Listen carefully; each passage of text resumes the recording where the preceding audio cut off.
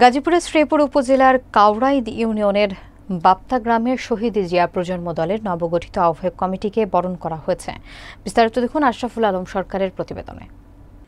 অনুষ্ঠানে সভাপতিত্ব করেন কাউরাইদ ইউনিয়ন শ্রমিক দলের সভাপতি এম স্বপন মাহমুদ এবং সঞ্চালনা করেন ইউনিয়ন শ্রমিক দল নেতা আশরাফুল। প্রধান অতিথি হিসেবে উপস্থিত ছিলেন কাউরাইদ ইউনিয়নের ৮ নম্বর ওয়ার্ড বিএনপির সাবেক সিনিয়র সহসভাপতি আলাল ব্যাপারী। অনুষ্ঠানে স্থানীয় বিএনপি যুবদল, স্বেচ্ছাসেবক দল, শ্রমিক দল সহ অঙ্গ এবং সহযোগী সংগঠনের নেতাকর্মীরা উপস্থিত ছিলেন। এ সময় স্থানীয় নেতাকর্মীরা নবগঠিত শ্রীপুর উপজেলার শহীদ জিয়া প্রজন্ম দলের আহ্বায়ক ইঞ্জিনিয়ার মোমেন আকন্দ, সদস্য সচিব সোহাগ গাজী এবং সম্মানিত সদস্য আজহার আলী মণ্ডলকে ফুলেল শুভেচ্ছায় বরণ করেন। বক্তারা তাদের বক্তব্যে এম স্বপন মাহমুদ ও আজহার আলী মণ্ডলের উপর বিগত সরকারের আমলে সংঘটিত নির্যাতন ও হয়রানির ঘটনাগুলো তুলে ধরেন। আমি শ্রদ্ধার সাথে স্মরণ করছি মহান স্বাধীনতার মহান ঘোষক সার্কের স্বপ্নদ্রষ্টা শহীদ রাষ্ট্রপতি জিয়া রহমানকে। আমি সুস্থতা কামনা করছি দেশনেত্রী বেগম খালেদা জিয়া এবং তারুণ্যের অহংকার তারেক রহমানের। সম্মানিত সাংবাদিকবৃন্দ, আপনারা জানেন গত ৬ তারিখ আমাদের শহীদ জিয়া প্রজন্ম দল শ্রীপুর উপজেলা শাখার কমিটি গঠন করা হয়েছে। আমাদের এই কমিটিতে ছাত্রদল থেকে বেড়ে ওঠা নেতৃত্ব এবং আমাদের এই আজহার আলী মণ্ডলের মতো নির্যাতিত নেতৃত্ব দিয়ে এই কমিটিটি গঠন করা হয়েছে। আপনারা সবাই জানেন আজহার আলী মণ্ডল সে তার রাজনৈতিক জীবনটা শুরু করেছিল বিগত ২০০১ সালের আগে, যখন ৯৬ শেখ হাসিনা সরকার ক্ষমতায় ছিল, তখন তার রাজনৈতিক জীবনটা কিন্তু শুরু হয়। ১৯৯৬ থেকে ২০০১ সাল পর্যন্ত আজহার আলী মণ্ডল, এই যে এখানে আমাদের স্বপন ভাই আছে, তারা কিন্তু বেশ কয়েকবার হামলা মামলা শিকার হয়েছে।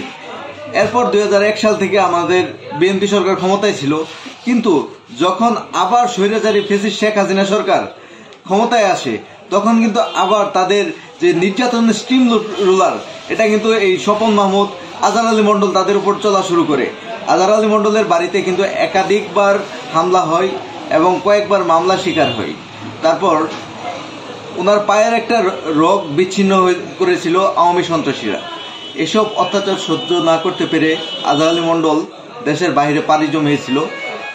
কিন্তু দেশের বাইরে থাকা অবস্থায় আমরা জানি বিভিন্ন সময় আজহার আলী মণ্ডল দলকে সুসংগঠিত করার জন্য মানসিক এবং আর্থিকভাবে বিভিন্ন জায়গায় সহযোগিতা করেছে।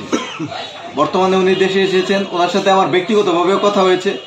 উনি বর্তমানে মাদক নির্মূলের জন্য এবং বিএনপির ভোট কিভাবে বৃদ্ধি করা যায় সে লক্ষ্যে কাজ করবেন এবং দেশনায়ক জনাব তারেক রহমানের যে ৩১ দফা, সেই ৩১ দফা বাস্তবায়নের জন্য উনি কাজ করে যাবেন। সবাই ভালো আছেন?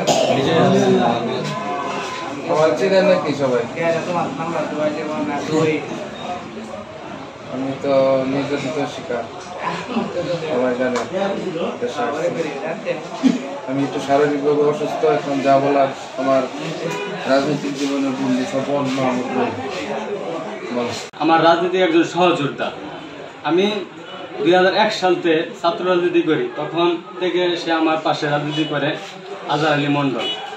তখন থেকে আমরা বিএনপি করার কারণে আমাদের বিভিন্নভাবে হামলার নির্যাতনের শিকার হয়ে অপরাধ হয়ে তাকে দেশ ত্যাগ করতে বাধ্য হয়েছে।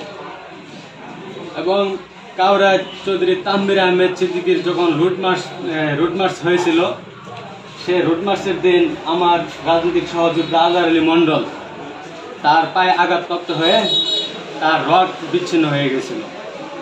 তাকে তখন চিকিৎসার জন্য মেডিকেল থাকতে হয়েছে দীর্ঘদিন।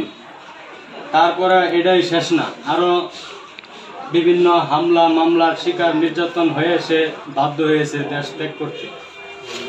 এবং তার বাড়িতে বিভিন্নভাবে লোকজন যায়রা তাকে খোঁজাখুঁজি করছে, হয়রানি পেরাশানি করছে। আমি স্বপন মাহমুদ ২০০১ সালতে রাজনীতি করি এই বাপ্তা ৮ নং ওয়ার্ডে। ২০০১ সালে আমাদের বাপ্তা ৮ নং ওয়ার্ডে একটা মিটিংয়ের প্রস্তুতি ছিল। তখন আমরা বাপ্তা ঈদগাহ মাঠে বসি। এখানে আমাদের একটা আলোচনা পরামর্শ সভা ছিল। তখন আওয়ামী স্বৈরাচারের কিছু সন্ত্রাসী বাহিনী দাওলারি নিয়ে আমাদের উদ্দেশ্য করে হামলার যখন শিকার হন, তখন আমরা এটা প্রতিরোধ করতে যাই। আমাদের এই বাপ্তা বাজারের আশেপাশে ত্রিমোহনী রোডে আমরা দুইজন রক্তাক্তভাবে আহত হই, তাদের মোকাবেলা করতে যায় এরা। আমার মাথার মধ্যে কূপ, পিঠে কূপ এবং আমার এই হাঁটুর মধ্যে কূপ আছে। আমার মাথার মধ্যে 18টা শিলি, পিঠের মধ্যে 9টা সেলাই আছে। আমার এই হাঁটু ভাঙ্গা। আমি পুঙ্গ হাসপাতালে ছিলাম দীর্ঘ 3 মাস। তারপর মেডিকেল হাসপাতালে ছিলাম, শ্রীপুর হাসপাতালে ছিলাম।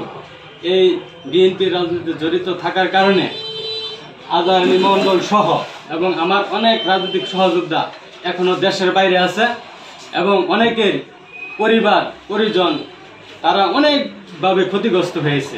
এই শুধু একটাই অপরাধ, তারা বিএনপি রাজনীতি করে।